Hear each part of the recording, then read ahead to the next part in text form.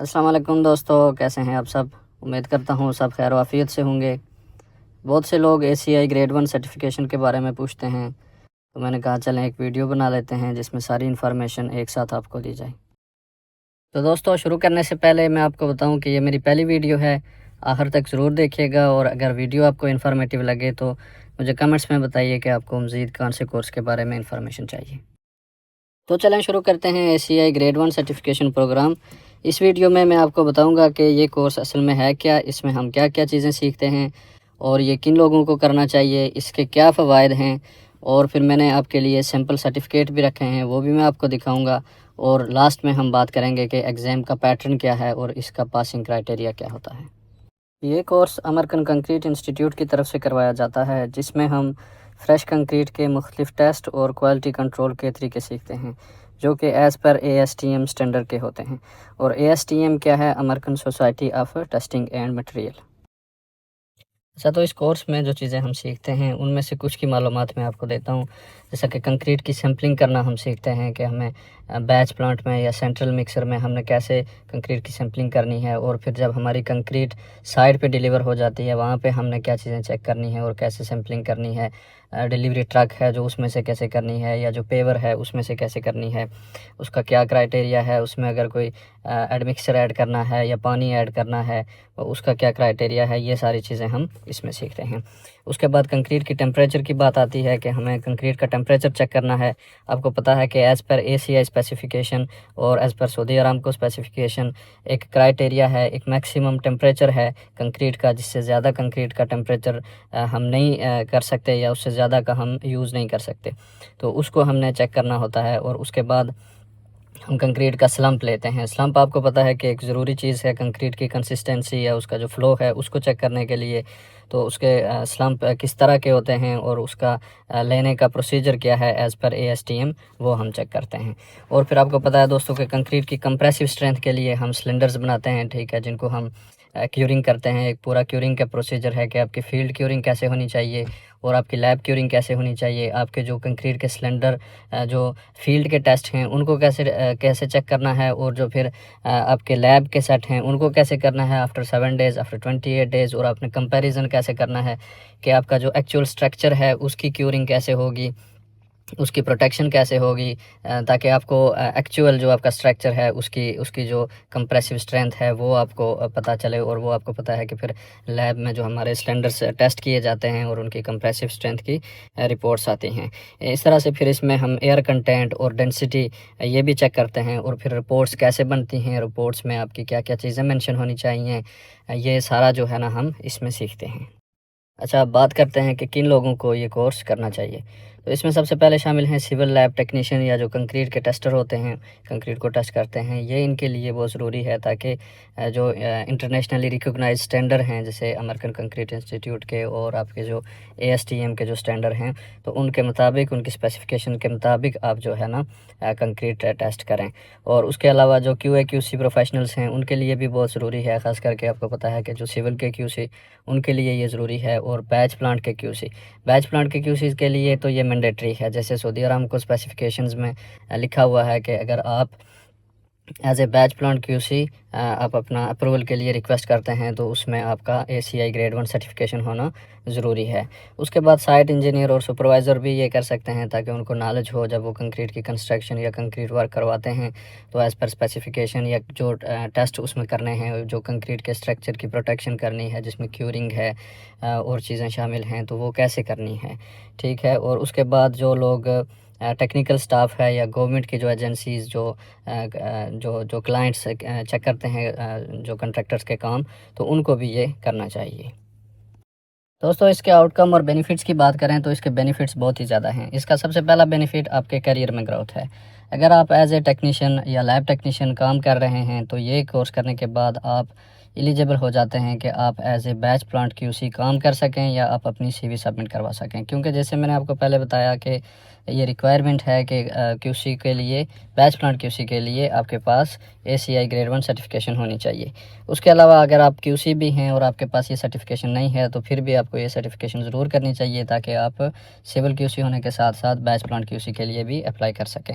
और अगर आप फोरमैन हैं, इंजीनियर हैं, तो फिर भी आप ये कोर्स करें ताकि आप QC में काम कर सकें या फिर अपनी पोजीशन को आप इम्प्रूव कर सकें। दोस्तों अब बारी आती है सैम्पल सर्टिफिकेट की।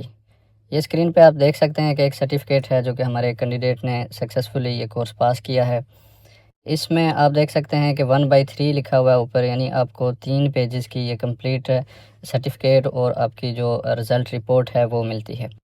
पहले पेज में आप देख सकते हैं ऊपर लिखा हुआ है American concrete institute, this is to certify that, नीचे कैंडिडेट का नाम है और नीचे लिखा हुआ है कि has demonstrated knowledge and ability by successfully completing the ACI certification requirements and is hereby recognized as an ACI concrete field testing technician grade 1।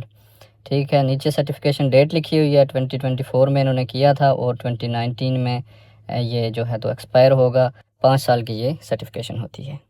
ये दूसरा सर्टिफिकेट जो आप अपनी स्क्रीन पे देख रहे हैं ये डिटेल रिज़ल्ट रिपोर्ट है, जिसमें कि आप नीचे लिखा हुआ देख रहे होंगे कि ओवरऑल रिटन एग्जामिनेशन स्टेटस पास है और ओवरऑल परफॉर्मेंस एग्जामिनेशन का भी स्टेटस पास है।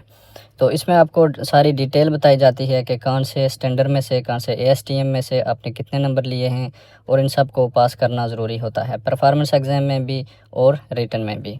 और इसका दोनों का अलग अलग क्राइटेरिया है, वो क्या है, ये 2 पार्ट्स में होता है। मैं आगे चल के आपको एग्ज़ाम की जहाँ पे डिटेल बताऊँगा उसमें मैं सारा आपको बता दूँगा और यहाँ पे भी लिखा हुआ है। अभी इसके साथ एक और रिज़ल्ट रिपोर्ट आपको मिलती है जिसमें कि आपकी सर्टिफिकेशन ID और भी दूसरी डिटेल्स लिखी होती हैं और साथ में यहाँ पे फिर जो है ना ओवरऑल रिज़ल्ट, रिटन एग्जामिनेशन और परफॉर्मेंस एग्जामिनेशन के बारे में भी लिखा होता है।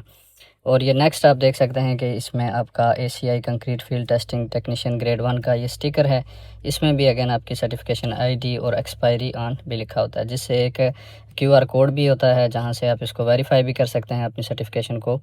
ID से, सर्टिफिकेशन ID से को यूज़ करते हुए भी आप वेरीफाई कर सकते हैं और ये स्टिकर आप अपने हेलमेट पे लगा सकते हैं और भी आप जहाँ चाहें यूज़ करना चाहें आप यूज़ कर सकते हैं, ताकि आप लोगों को बता सकें कि I am a certified ACI concrete field testing technician. तो दोस्तों अब हम बात करते हैं एग्ज़ाम पैटर्न और पासिंग क्राइटेरिया की। तो जैसे आपको लिखा हुआ नज़र आ रहा होगा कि to pass the written exam you must, number 1 है कि ऑब्टेन 70% और higher on the overall written examination, और नंबर 2 है कि स्कोर 60% और higher on each written sub test. तो इसका क्या मतलब है, इसका मतलब ये है कि नीचे आपको नज़र आ रहा होगा अगेन लिखा हुआ है कि consisting on 55 questions equally divided on each ASTM standard. तो ये जो 55 क्वेश्चन हैं ये ईच ASTM पे डिवाइड किए होते हैं और इसलिए हर एक ASTM में से आपको 60% स्कोर करना होता है और ओवरऑल जो आपकी जो एवरेज बनेगी वो 70% होनी चाहिए। मज़ीद इसमें जो ड्यूरेशन है रिटन एग्ज़ाम का तो वो 1 आवर है, 1 आवर में आपने 55 क्वेश्चन करने होते हैं। देन पास था परफॉर्मेंस एग्ज़ाम। इसके बाद जो है ना आपका जब रिटन एग्ज़ाम हो जाता है तो उसके बाद आपकी परफॉर्मेंस एग्ज़ाम होता है, यानी जितने भी ASTM हैं या जो कंक्रीट की जो आप टेस्टिंग करते हैं तो फिर आपको डेमोस्ट्रेशन करनी पड़ती है, तो उसमें भी आपको पासिंग मार्क्स लेने पड़ते हैं। उसकी टेस्ट रिपोर्ट्स आपने वहीं पे बना के जो भी आपके रिज़ल्ट आते हैं वो आपने सबमिट करना होते हैं और वहीं पे फिर बाद में वो यानी उसका जो चेक होता है और उसके बाद आपको एग्ज़ाम की रिपोर्ट दी जाती है। और इसकी जो सर्टिफिकेशन की वैलिडिटी है ये 5 साल के लिए है। तो दोस्तों आखिर में बात करते हैं exam schedule end result reports की। तो जैसे आपको लिखा हुआ नज़र आ रहा होगा कि required number of candidates must be confirmed before requesting the exam is requested from ACI USA through the ATP। तो इसमें यह है कि जो भी एग्ज़ाम होता है वो USA से आता है, ACI अमेरिकन कंक्रीट इंस्टीट्यूट से। तो कोई भी एग्ज़ाम इसको रिक्वेस्ट नहीं कर सकता, बल्कि अप्रूव्ड ट्रेनिंग जो पार्टनर होते हैं जो ACI से अप्रूव्ड हैं ये जो ट्रेनिंग और एग्ज़ाम कंडक्ट करने के लिए, वो ही इस एग्ज़ाम को रिक्वेस्ट कर सकते हैं। तो इसके लिए ज़रूरी है कि आप अपनी कंफर्मेशन पहले से करवाएं, इनरोलमेंट पहले से करवाएं, ताकि वो उस हिसाब से कितने नंबर ऑफ़ कैंडिडेट्स हैं, 10 हैं, 8 हैं, तो 8 हैं तो उतने ही एग्ज़ाम वो रिक्वेस्ट कर सकते हैं। और एग्ज़ाम आने में भी उसको 10 से 15 दिन लग जाते हैं और इसलिए आपको पहले से ये 1 महीने में 1 दफ़ा या 2 महीने में आपको एक इसका स्केड्यूल मिलेगा। इसलिए अगर आपने ये करना है तो पहले से आप अपनी बुकिंग करा के रखें, ताकि आने वाली जो भी स्लॉट या बैच होंगे तो उसमें आपकी नाम शामिल किया जाए और आपके लिए एग्ज़ाम रिक्वेस्ट किया जाए। अच्छा, the exam will be conducted on the schedule date, जो आपको डेट मिलेगी उस पे फिर एग्ज़ाम कंडक्ट होगा। और उसके बाद completed exam will be return to ACI for marking and result processing. तो इसमें आपका एग्ज़ाम वापस चला जाता है ACI में, और वहाँ पे फिर इसकी मार्किंग होती है और रिज़ल्ट प्रोसेस होके फिर candidate will receive there result report with in 1 month at the email provided on exam day. तो आपने जो ईमेल एड्रेस अपना दिया होगा एग्ज़ाम वाले दिन, जो आपकी आंसर शीट होगी उस पे आपने लिखा होगा, तो उसी पे आपकी जो है ना रिज़ल्ट रिपोर्ट आ जाएगी। और उसके बाद हार्ड कापी जो है तो 10 से 15 दिन के अंदर वो भी आपकी आ जाती है, और फिर आप जो है ना अपने ATP से आपकी अपनी सर्टिफिकेशन रिसीव कर सकते हैं। ये सारी मालूमात थी इस सर्टिफिकेशन के बारे में। तो दोस्तों, अब है आपकी बारी। कमेंट्स में मुझे बताइए कि इस वीडियो में आपने क्या क्या सीखा, और ऐसी कौन सी बात थी जो मैं बताना भूल गया। वो आप कमेंट्स में पूछ सकते हैं ताकि मैं उसका जवाब दे सकूं। और ये कि ये सर्टिफिकेशन आपके करियर ग्रोथ में कैसे हेल्पफुल हो सकती है। तो friends, kindly do subscribe and share this video with your friends who wants to do this certification. और हाँ, कमेंट्स में ज़रूर बताइए कि आपको मज़ीद कौन सी सर्टिफिकेशन की डिटेल वीडियो चाहिए। Thank you for watching. Good bye. अल्लाह हाफिज़।